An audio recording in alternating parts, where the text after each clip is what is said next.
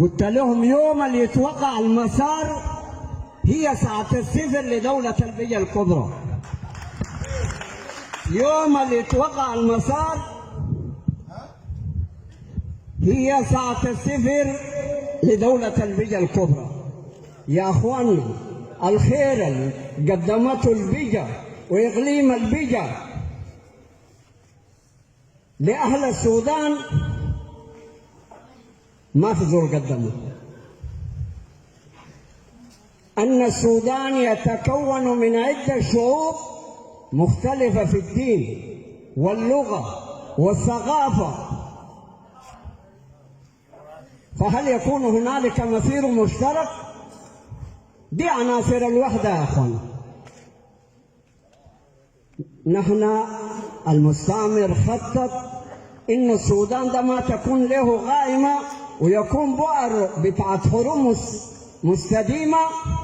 خدتوا الشعوب الأصل ما بتتناسب بالثقافة، خدتوهم في سلة اسمها السودان. نحن والنوبة دي الكوشيين، نحن كوشيين، العرب جو بعضهم. دولة الفور دي كانت مملكة وكانت خارج السودان، ضماها المستعمر في 1916. نحن الخير اللي قدمناه شنو؟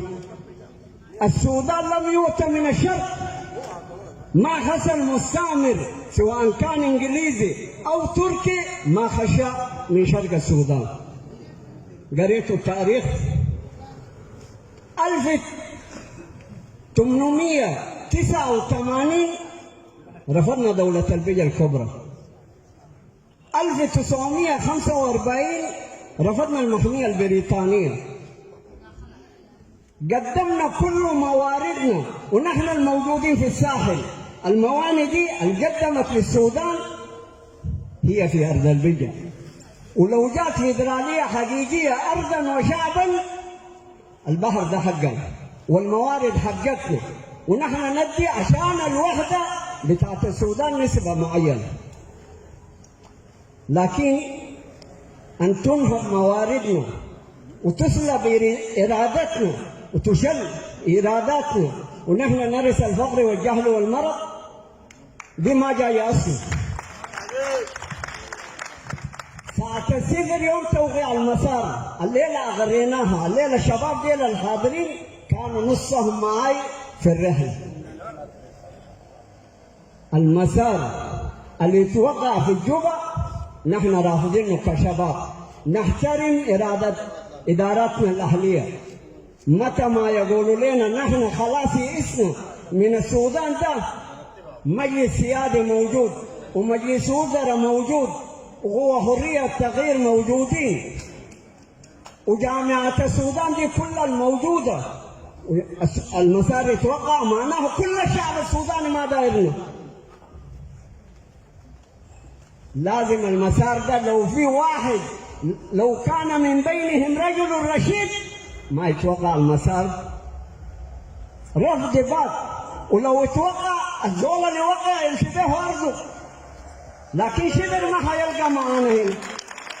يا تشبه دولة ثانية بإغاده وهتلقى المسار ده مشى لحتة ثانية.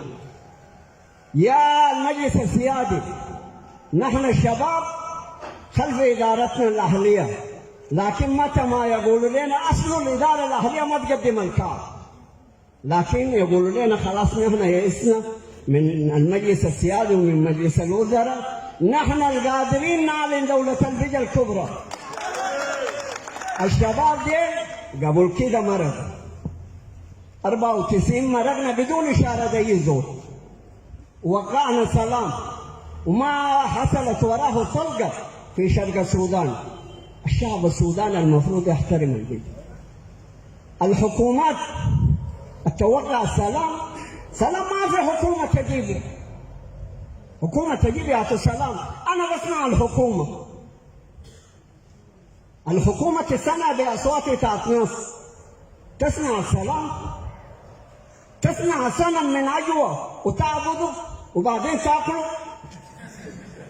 ما جاي يا اخوانا، سلام ما تسمع حكومات، ما يقول واحد من المجلس السيادي ومجلس الوزراء البيجا ديل غردوا خارج السر. هنغرد، غردنا للرومان وغردنا للاتراك وغردنا للانجليز وغردنا للمصريين، ما عرفوا مننا حاجه.